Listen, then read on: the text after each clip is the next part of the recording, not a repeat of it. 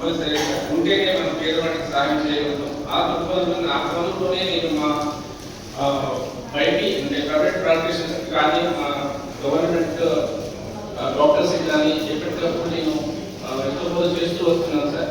So ఆ కోణంలో ఆలోచించాలని కూడా చెప్తున్నాను. ధనార్థమే ముఖ్యం కాదు సార్.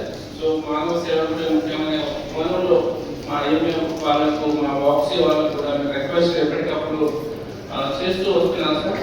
సో మీ ఆలోచనతో అదేవిధంగా విమర్శలకు లోటు కాకుండా ముందుకు వెళ్తామని అనుకుంటున్నాను సార్.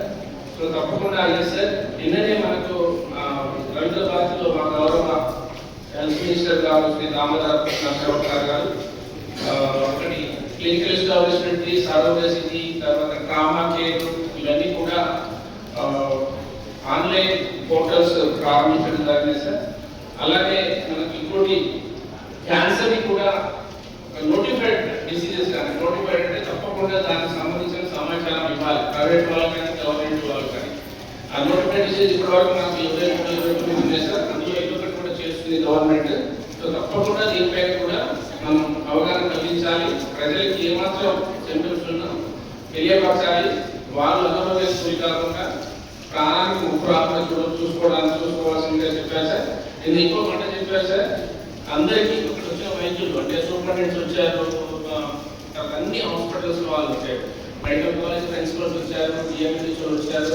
ఒకటే చెప్పారు, మీరు ఎక్కడ పోస్టింగ్ ఇస్తే అక్కడ చేయడానికి ప్రయత్నం చేయండి, కానీ ట్రాన్స్ఫర్స్ అని రిక్రూటేషన్స్ అని ఆఫీసర్స్ తిరిగి టైం వృధా చేయకండి, అలాగే ప్రజలకు సేవ అందించడం ఉండాలని చెప్పారు సార్.